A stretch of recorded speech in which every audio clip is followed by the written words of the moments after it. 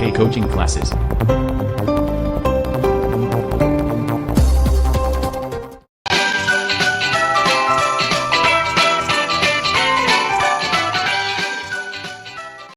प्यारे बच्चों नमस्कार। मैं आज आपको कक्षा 10 की विज्ञान के अध्याय 10 के उत्तल दर्पण द्वारा बिंब की विभिन्न स्थितियों के लिए बने प्रतिबिंब बनाना सिखा रहा हूँ। देखिए, ये टेबल में आपको बिंब की स्थिति पहले में लिखनी है। दूसरे पुस्तक में प्रतिबिंब की स्थिति, तीसरे में प्रतिबिंब का साइज, चौथे में प्रतिबिंब की प्रकृति। उत्तल दर्पण में वस्तु अनंत पर हो तो प्रतिबिंब कहाँ बनेगा? फोकस पर, दर्पण के पीछे। और प्रतिबिंब का साइज कैसा होगा? अत्यधिक छोटा, बिंदु के साइज का। और प्रतिबिंब की प्रकृति कैसी होगी? आभासी एवं सीधा। वस्तु अनंत तथा दर्पण के ध्रुव के बीच हो तो प्रतिबिंब की स्थिति यानी प्रतिबिंब कहाँ बनेगा? P तथा F के बीच, दर्पण के पीछे। और प्रतिबिंब का साइज होगा छोटा। प्रतिबिंब की प्रकृति आभासी, सीधा। उत्तल दर्पण द्वारा प्रतिबिंब का बनना दर्शाने के लिए किरण आरेख। देखिए, यहाँ प्रत्येक चित्र में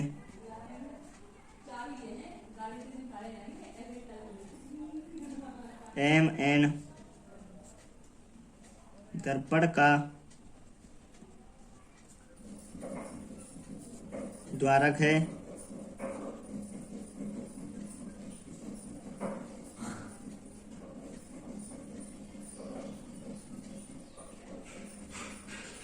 ये भी वस्तु बिंब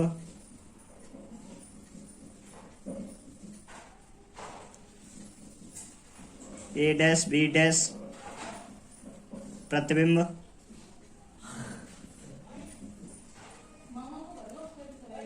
F मुख्य फोकस,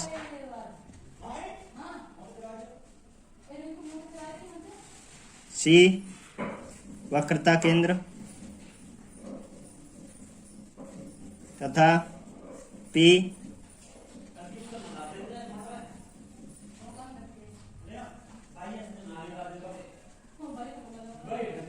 दर्पण के ध्रुव को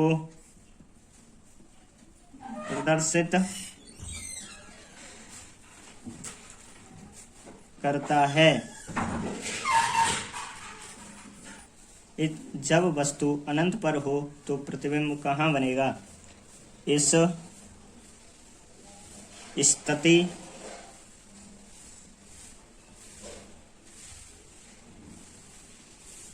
में प्रतिबिंब मुख्य फोकस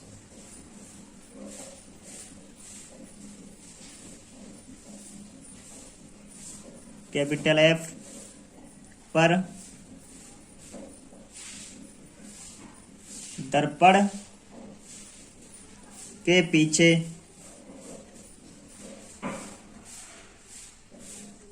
बनेगा, जिसका साइज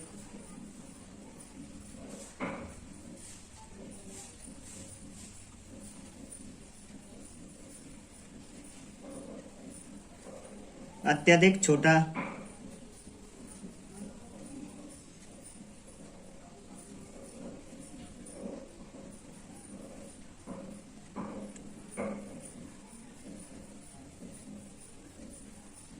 बिंदु साइज का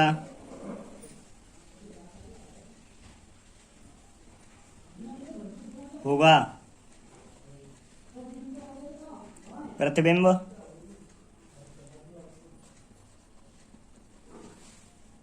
आभासी व सीधा बनेगा।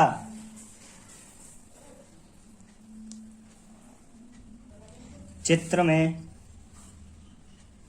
जब वस्तु अनंत पर हो तो प्रतिबिंब कहाँ बनेगा? सबसे पहले एक रेखा खींचते हैं, उसके बाद उत्तल दर्पण बनाते हैं।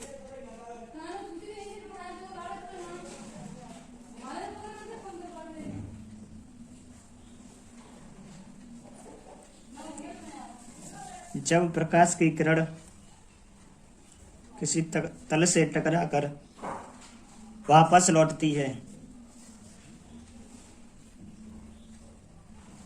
जब दूसरी प्रकाश की किरण भी इसी तल से टकराकर वापस लौटती है, तो ये दोनों किरण आपस में इधर नहीं मिलेंगी।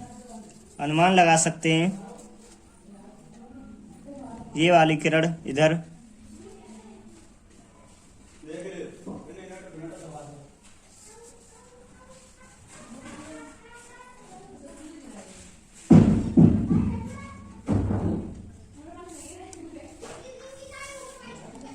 ये फोकस हो गया F, ये वक्रता केंद्र C।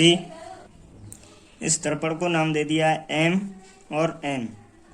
इसका ध्रुव P होता है। जब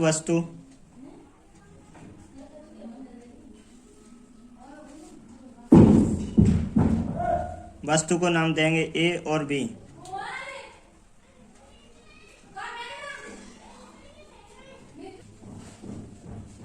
पूरा प्रतिबिंब बन गया। अब इस चित्र में देखना, समझ गए होगे। अब नंबर 2 वाला देखते हैं। जब वस्तु अनंत व दर्पण के ध्रुव के बीच हो तो प्रतिबिंब कहाँ बनेगा? इस स्थिति में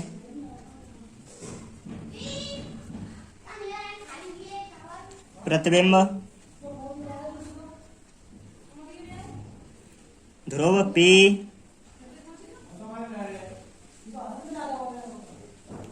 व मुख्य फोकस F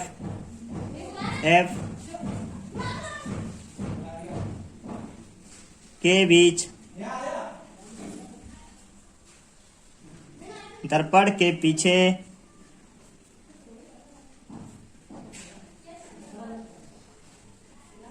बनेगा, जिसका साइज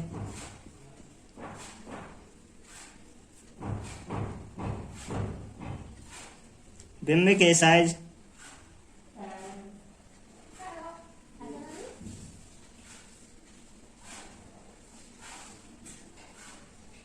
से छोटा बनेगा।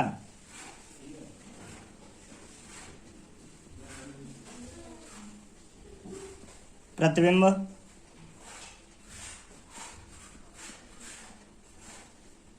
आभासी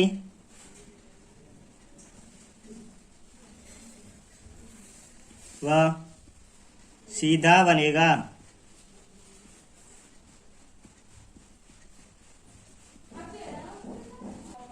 चित्र में जब वस्तु अनंत पर व दर्पण के बीच हो तो प्रतिबिंब कहाँ बनेगा?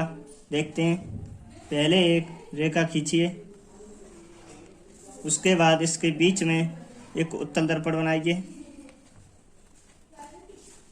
जिसके एक भाग पर पॉलिश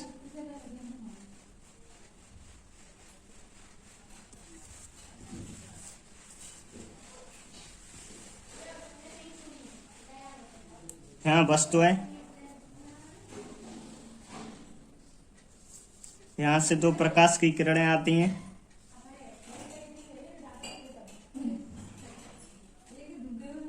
दूसरी ये गई,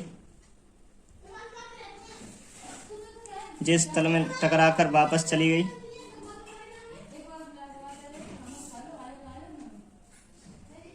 से आई, मुझे इसी तल में टकराकर और उसी माध्यम में वापस लौट गई। अनुमान लगाया जाता है।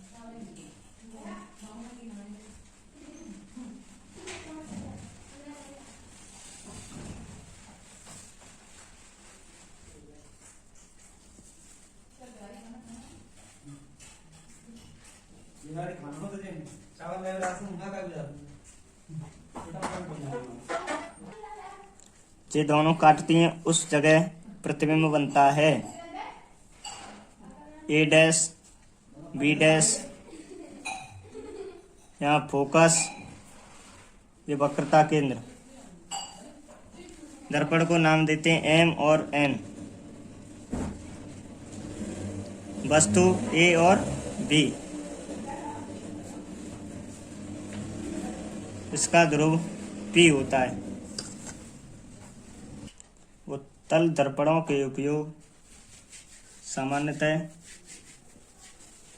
इसका उपयोग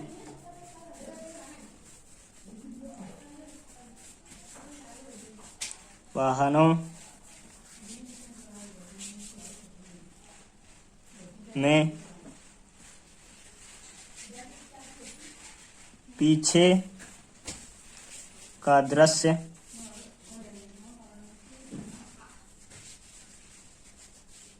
देखने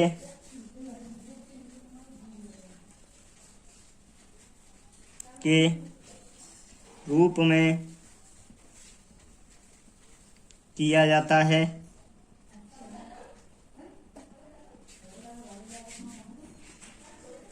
इसका कारण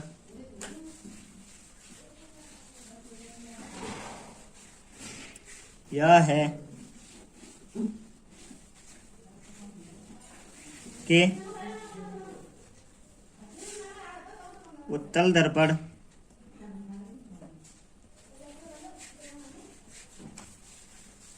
सदैव सीधा प्रतिबिंब बनाते हैं। साथ ही समतल दर्पण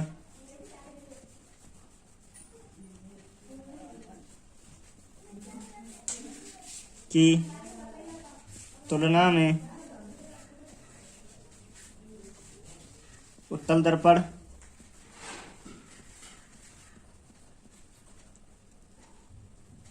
ड्राइवर को अपने पीछे के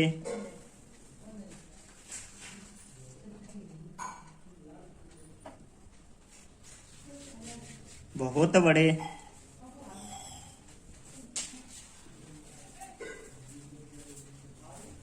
क्षेत्र को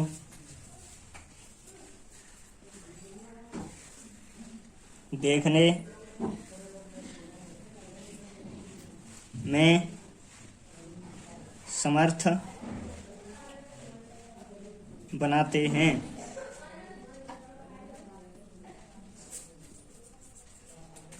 प्रश्न नंबर 1, अवतल दर्पण के मुख्य फोकस की परिभाषा लिखिए। आपको इसमें अवतल दर्पण के मुख्य फोकस की परिभाषा लिखनी है। उत्तर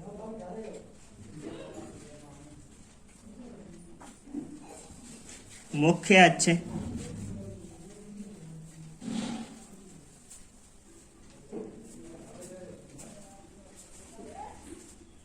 के समांतर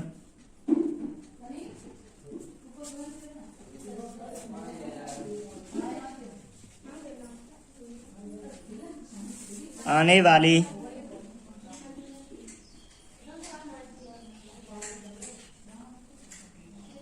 प्रकाश की किरणें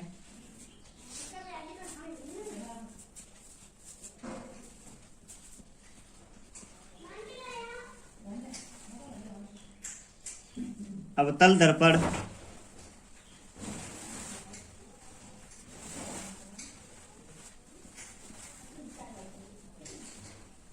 पर परावर्तन के पश्चात मुख्य अक्ष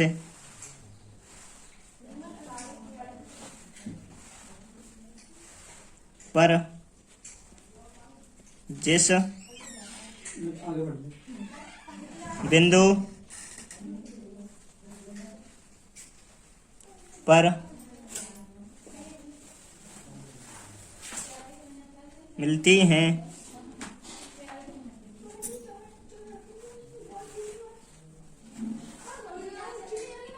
अवतल दर्पण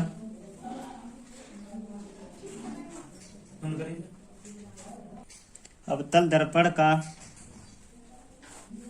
मुख्य फोकस कहलाता है।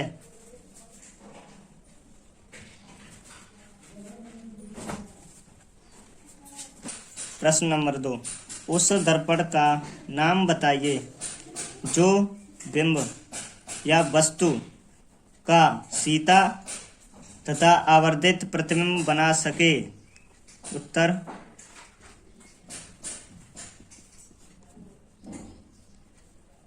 अवतल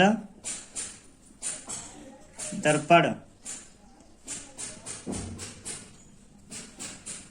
जब वस्तु कैपिटल एफ तथा पी के बीच हो, एफ का मतलब फोकस, पी का ध्रुव। प्रश्न नंबर 3, हम वाहनों में उत्तर दर्पण को पश्य दर्पण के रूप में वरीयता क्यों देते हैं। जो वाहनों में पीछे की साइड शीशा लगा होता है वह पीछे देखने के काम आता है, उसको वरीयता क्यों देते हैं। उत्तर देखिए, उत्तल दर्पण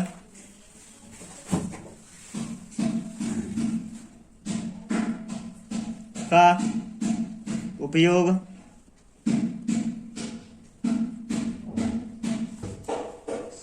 सामान्यतः वाहनों में पश्य दृश्य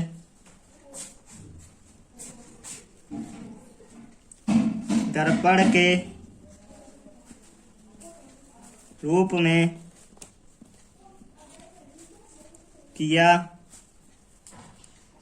जाता है। इसका कारण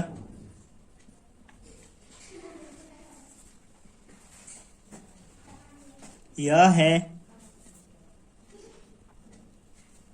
कि उत्तल दर्पण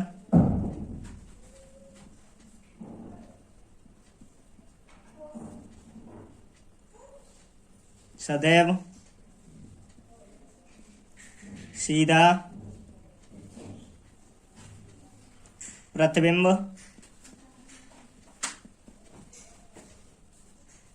बनाते हैं।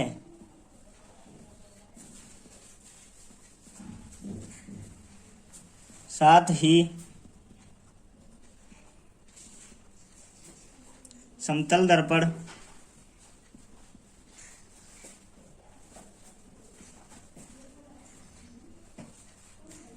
की तुलना में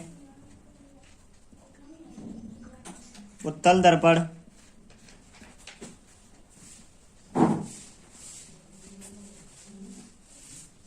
ड्राइवर को अपने पीछे के बहुत बड़े क्षेत्र को देखने में समर्थ होता है।